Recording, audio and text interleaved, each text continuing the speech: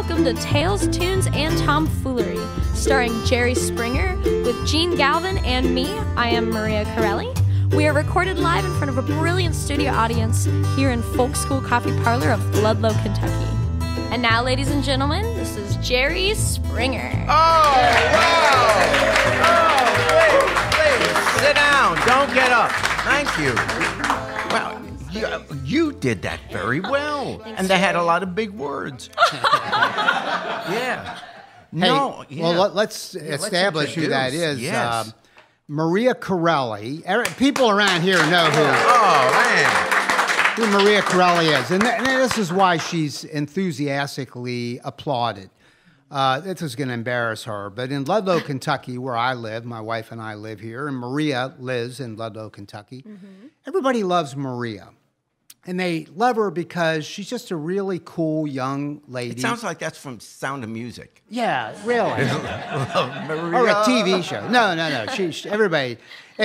But Maria is a songwriter, and here's why we asked her, please do this role as the third co-host of the Jerry Springer podcast, because a third of our show is music. Yes. And we partially wanted, there's a lot of reasons why we wanted Maria to do this, but part of it is that she knows music from the inside. She is a songwriter, she's a performer, she performs solo, she sometimes tours with other people, correct?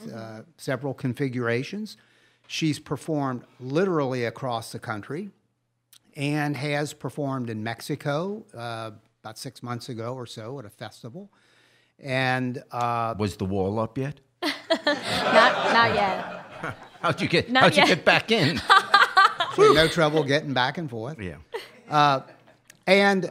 And then I just learned this, and she's also a rock climber, which we're going to talk about in a minute, because Maria finally getting Jerry to say, yeah, I'll get into rock climbing. Yes. He's that's what we finally want. agreed to do it. No. It's taken a long time. But listen to this. In Ludlow, Kentucky, one of the coolest places on the face of this earth, is a thing, and I brag about Ludlow all the time, but would you agree, Maria, it's going through a tremendous resurgence. Oh, yeah, definitely. So it's just a cool town. A lot of young people moving in, a lot of young businesses starting. Will Gene be forced to move out? We hope one day. Yeah, one day in a box, I'll leave. And the creative class is moving in, which is partially why you're here. And Maria is a barista here sometimes at Folk School Coffee Parlor. It's funny, the first time I probably ever saw you was at a bluegrass circle, as I call it, bluegrass jam, at Molly Malone's. Oh, Remember this? In Covington, Kentucky, which is a neighboring city to Ludlow. And that's an Irish bar, and they do bluegrass on Monday nights. And you just go in and get in the circle and bring whatever instrument. And the really good men and women are on the inner circle. I mean, I took my guitar in there, and I was on the second circle. But, and you sang a song. Man, I totally forgot about that, Gene. And I think it's a song that you had written, maybe. I don't know if you remember what you did. Yeah, maybe. What was the song when you were on our podcast you sang, which I loved? It was a What is your song? Trouble? Was I it think Trouble? it was Trouble. Yeah. I bet Yeah. it was Trouble. It was I introduced it probably as like the feeling you get when you turn the news on. Yeah. You know? Yep, that Kind of was that feeling of doom. Yeah. That's what that song's about. And I saw Maria in this bluegrass gathering. And for those of you who are listening and not watching, we are on Facebook Live. Let's all wave to the camera there, Facebook Live audience. But Maria is a petite person. So when I looked in this circle and I saw this kid from the back that looked like she was about 16 and just got up and sang this song, I was impressed. I was impressed because you looked because petite young people aren't supposed to be able to sing. No. Well, that's a fair point. But she belted out this song. Let's bring out our next fat singer. But she belted out this song with great authority. You could never end an opera. No. Well, that's true. Anyway, we're very excited to have Maria. And Maria, I think somewhere here is the belt, but Maria won this thing in Ludlow, Kentucky called Pickin' a Fight. And this whole thing was developed by Stephen J. Williams. Yeah. Right? who is another folk singer who lives in Ludlow. Another musician, yeah. Came in from Alabama, as I recall. Mm-hmm. And so Casey came up with this idea based on, he's an old basketball player. I don't know if you know that, but he was a very prominent high school, and I think even got a scholarship in college to play basketball. So he's like a March Madness guy. He gets March Madness. He came up with this thing called Picking a Fight, and he laid it out with a bracket that looks like the NCAA tournament. And it's all these artists from this region, and Maria was in it and won it. Yeah. Good job. Whoa. Thank you. Whoa. Thank you, guys. That's a lot of... people. What, 24 artists? Yeah, it was Singer-songwriters, right? Oh, my gosh. It was a huge compliment to Bob Dylan, you beat? Is Jerry Springer on there? Yeah, well, he should be on there, too. GCD7, that's it. Yeah. And you won, like, a guitar? A guitar. A bunch of money? Yeah, I won a setup of my already existing guitar, and then a couple certificates for like a $100 gift certificate to the Ludlow Tavern, which is the Very great popular, place. Very popular kind of watering hole down here, and then we've got $1,000, which That's is amazing. really. And for a singer-songwriter, that's a lot of dough, isn't it? That's a lot of money to me. Yeah, it's a tip. To Jerry, it's a tip. It's a tip. Amazing. All right. Now, one last thing, Maria Carrelli. You are, I know this because we chat plenty, because I come into folk school all the time. And you have, as a recreation over the recent years, become a rock climber. Mm-hmm. Yes. And I have been beseeching Jerry hard to go outside and do something remarkable. And I finally, If I go Maria, outside, that's remarkable. after I told him about this paraplegic woman climber who climbed El Capitan 2 weeks ago. That was amazing. I was there when she came to the top, and they brought her out on a rolling stretcher on a trail 8 miles Wow. long to get back to where there were vehicles. You were standing there while was she there. was. Wow. Yeah. I was there. Pretty. That's amazing. And that is finally what did it, where Jerry said to me, I will do it. I will climb El Capitan. Okay. Tell me. He said that. This will do it. Name 5 Jewish rock climbers. About one.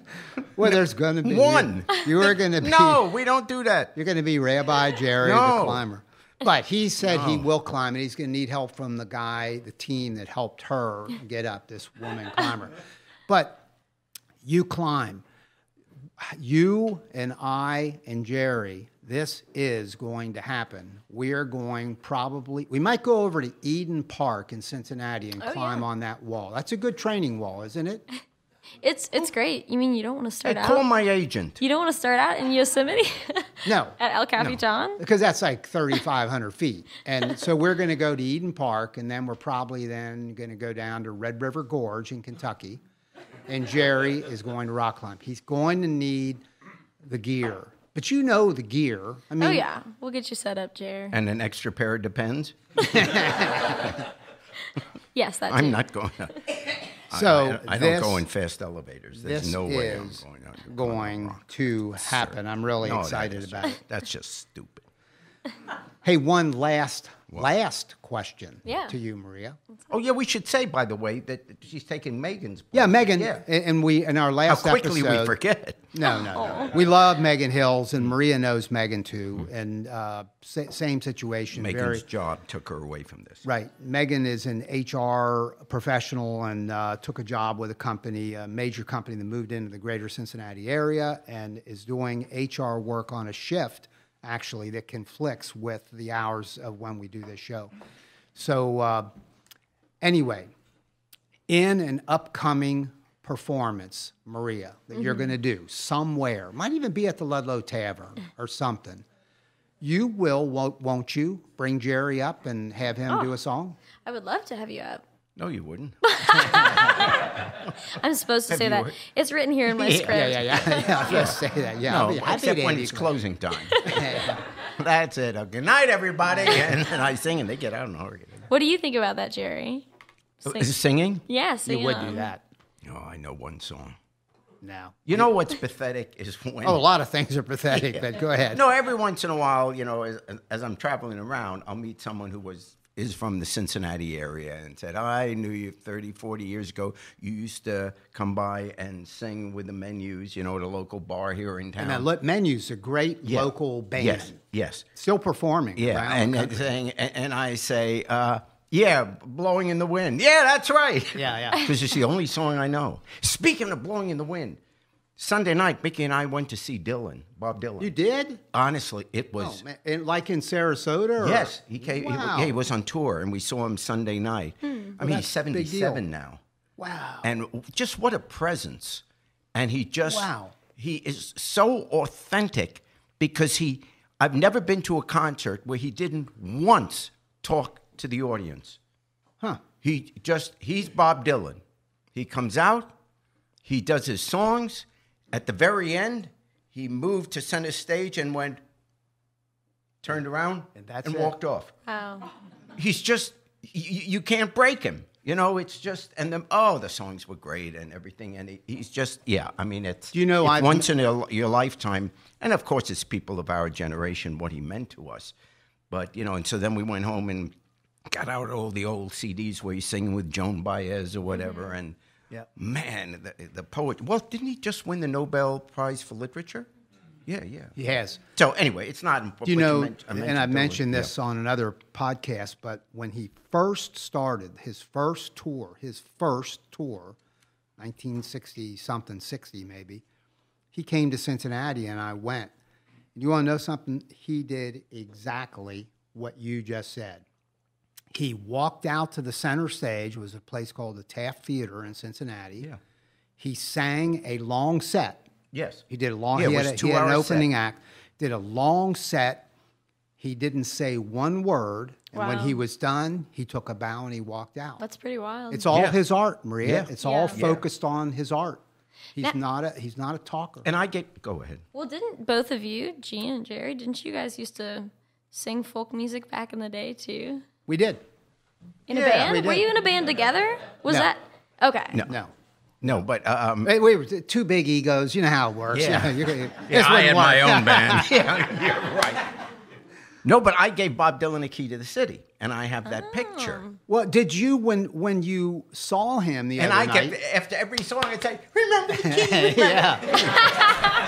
key." You made no contact with him. You didn't None. suck up with the staff there to say, "Let me go backstage." No. You don't. With Dylan, you really don't do it. Probably it's too not. intimidating. I mean, he's Bob Dylan. You don't say, "Can I see him backstage?" Yeah. We're just. I can't take rejection. Yeah. I couldn't take. That's pretty. That's actually very cool. Who's that? Yeah, get out of here, kid. By the way, we have coming up Michael Johnathon. We're real excited Whoa, Michael! about that. And Maria's going to talk about that more in a bit, but Michael Johnathon has been on our show another time before this, and he's a very significant folk singer in the country. And we're excited that he has come back. Wanted to ask you a question, Jerry.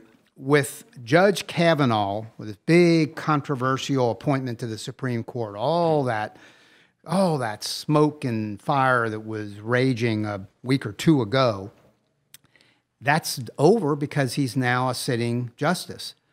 Is the controversy in the federal court context over, do you think? No, it's not at all. And the first reason, the more public reason why it's not over is, and I blame the Democrats for this, they wanted to get home to campaign. So they wanted to get a recess. And the Congress is now in recess.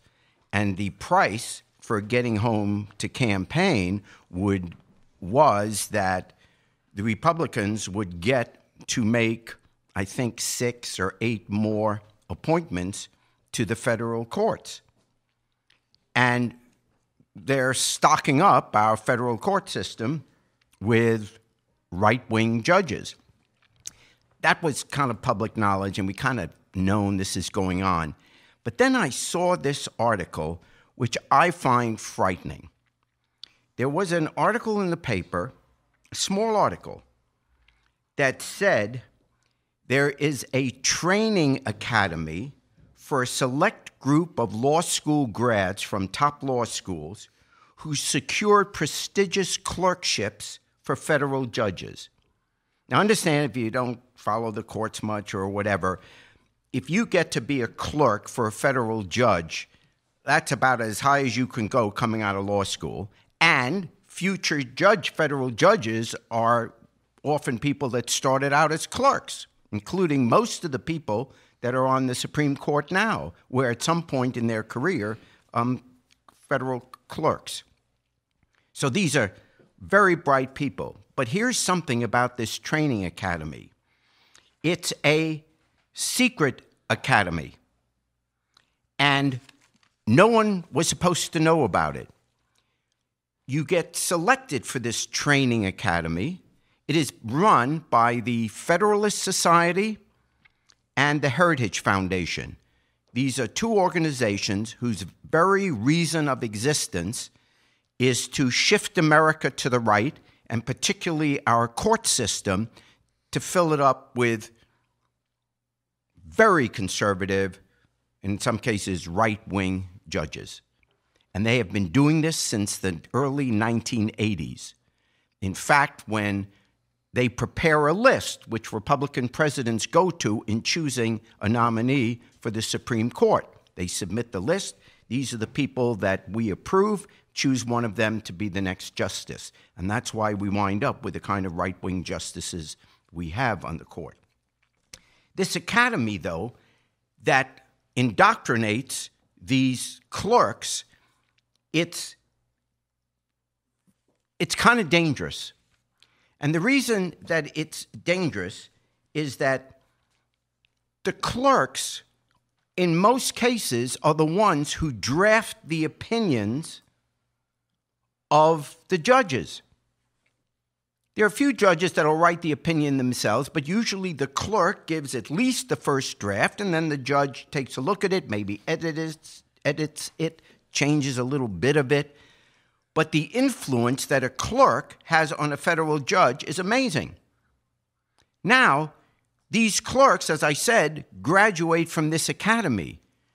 And the academy, to get into it, one, you have to have academic credentials, and two, you fill out an application.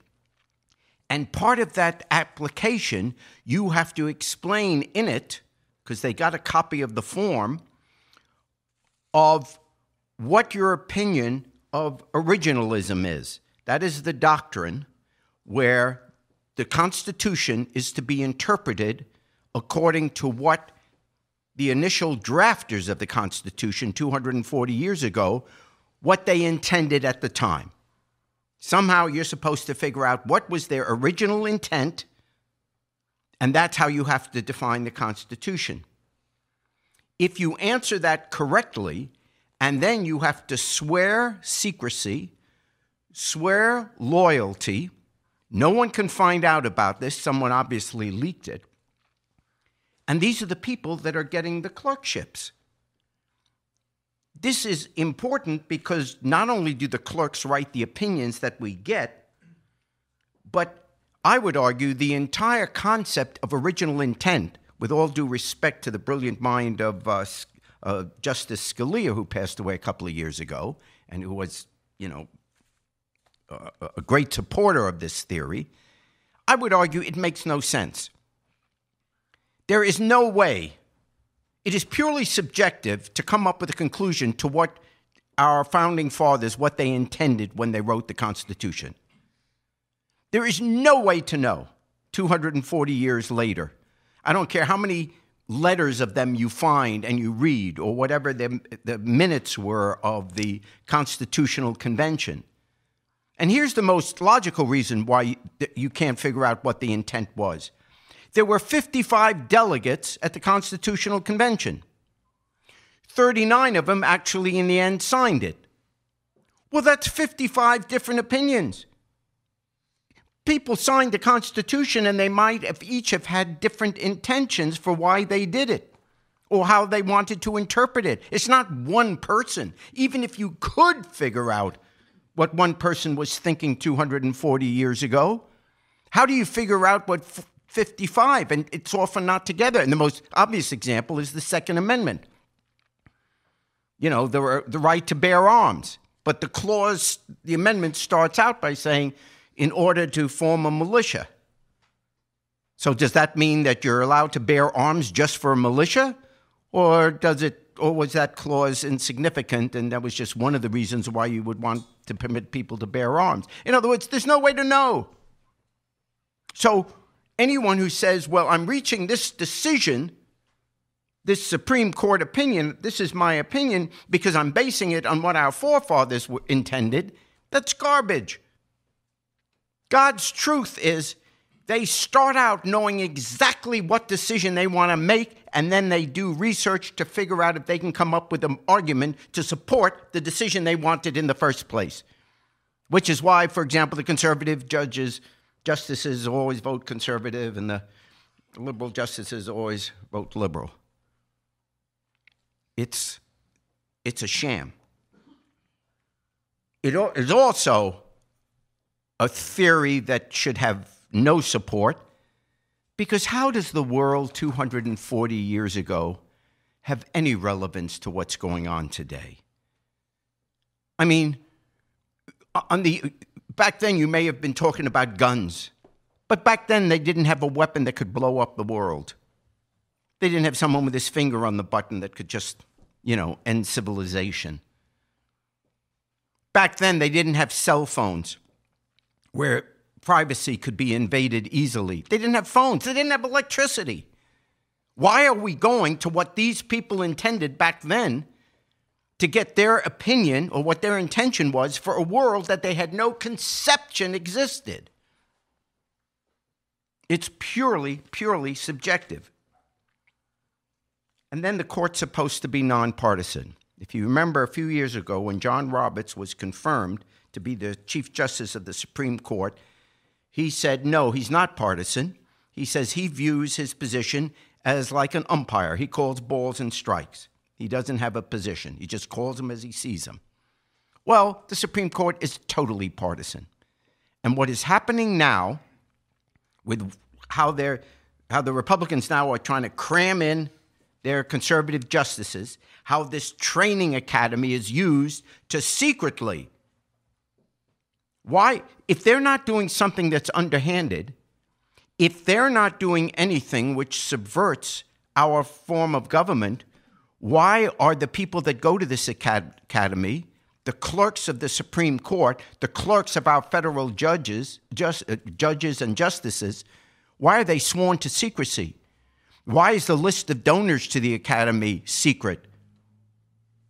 Why did we just find out about this, which has been going on for years, because someone broke the loyalty oath and leaked it? They are undermining our judicial system, which is the point that I ultimately want to make.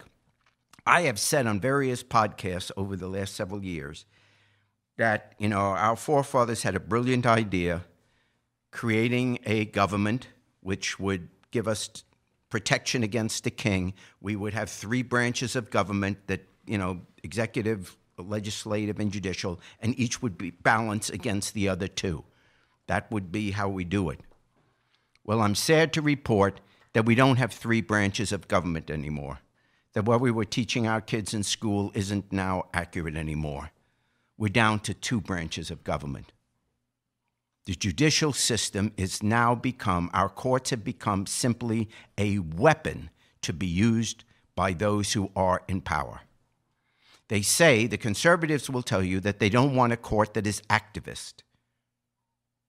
Well, the decision they make in Citizens United, is that not activist? And the decision to try or the fear now that they'll overturn Roe versus Wade, is that not activist to do that? They'll say, well, you guys had Brown versus Board of Education. That's not activist. That's defensive. You see, the other 2 branches of government are based on the vote of the people. supposedly the person that gets the most votes gets that office. Generally, that's the case. Obviously not in the last election, but generally that's the case. The person who gets the most votes, whether it's Congress, whether it's your state government, whatever it is, the person who gets the most votes is in as president, and it's Congress, and in the Senate. So those two branches of government represent the majority, or most of the people who are voting. It is the courts, the judicial system, that was to protect minorities. The whole concept of the Bill of Rights is to protect the individual against the power of the state, against the power of the majority. The reason you have the Bill of Rights is you could be the only person in America, excuse me, that believes in God a certain way, and this Constitution protects you. So it's not based on a majority vote. So the only defense, that's why Brown versus Board of Education was important. If it was left up to the vote of the people, you think the American people in 1954 would have voted for integration in our schools?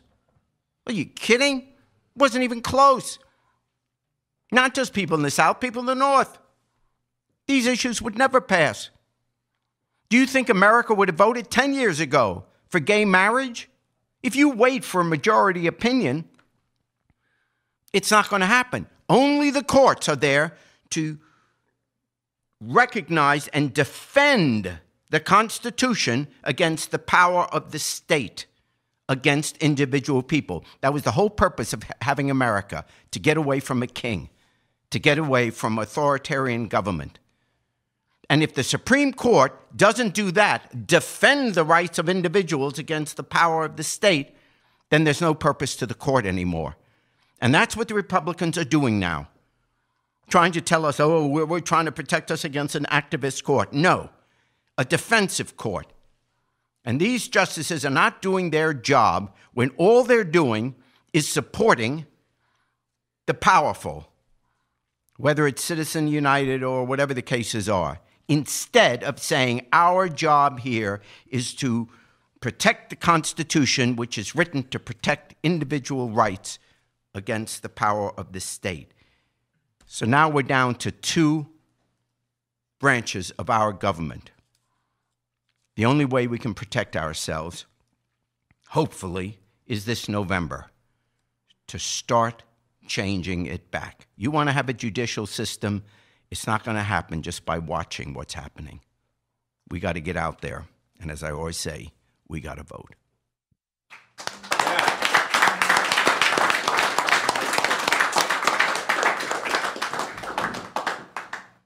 All right, ladies and gentlemen, I have the complete honor for my first time as the co-host on Don't the blow Jerry it. Springer.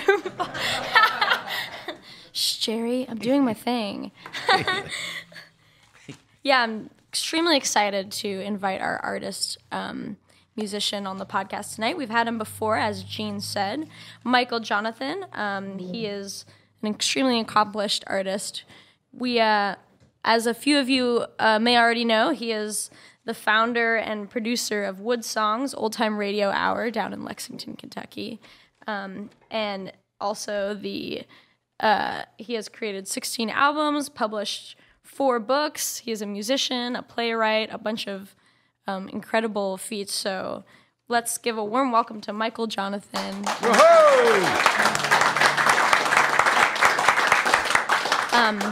I wanted to ask you a quick question.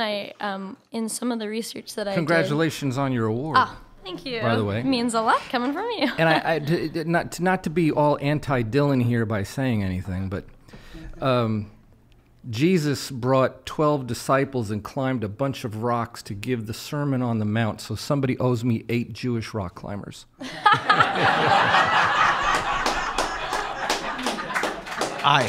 We got one here. I don't know how to tell you that, but I think we've paid our debt. Yeah, I think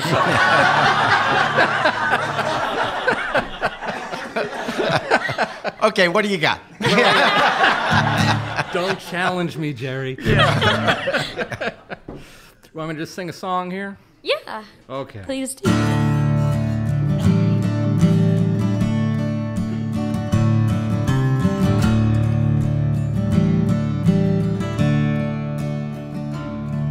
There's something very wrong with this world. Something so wrong with this world. There's an air of discontent I've never seen before. What's wrong with all these people? Why can't they get along? There's something wrong with this world. There's something very strange going on. There's something so strange going on. Man, I sense a lot of danger from people I don't know. Dark clouds of anger wherever now you go. There's something strange going on.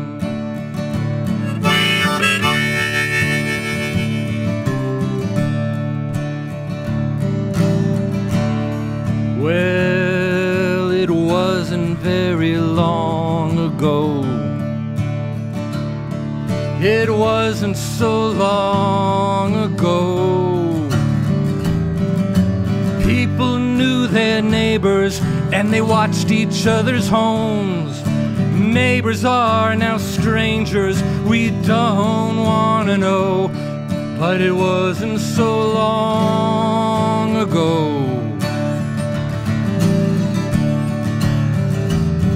And I believe that people need all the love and hope that comes with peace.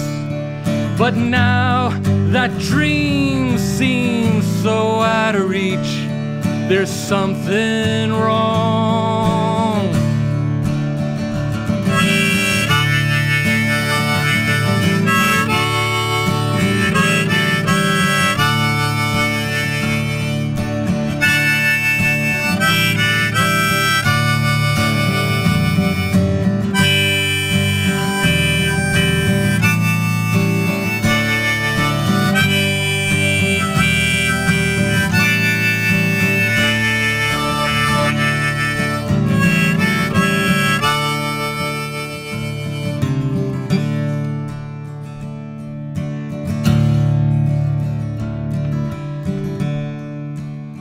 Now there's a sunrise coming our way, a sunrise heading our way. For I believe that evil is not here to stay. Love and human kindness is a much better way. There's a sunrise coming our way, like a paradise heading our way.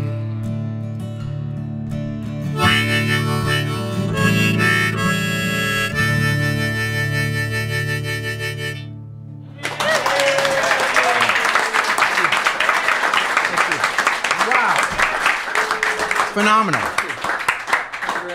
Beautiful. Thank you, Michael. We really appreciate it. Yeah, I saw you playing that harmonica. Dylan. Couldn't help it. Yeah. That's great.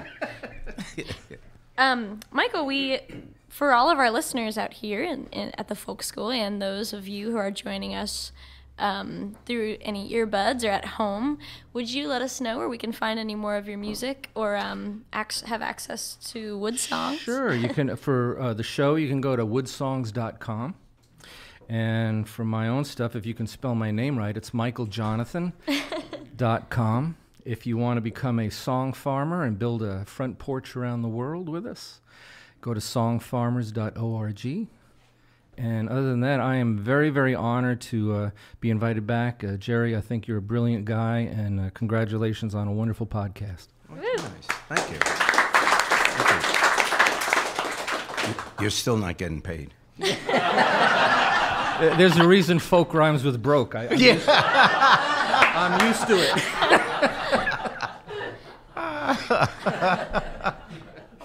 Will you do us a huge favor and lead us out on Down by the Riverside? Sure.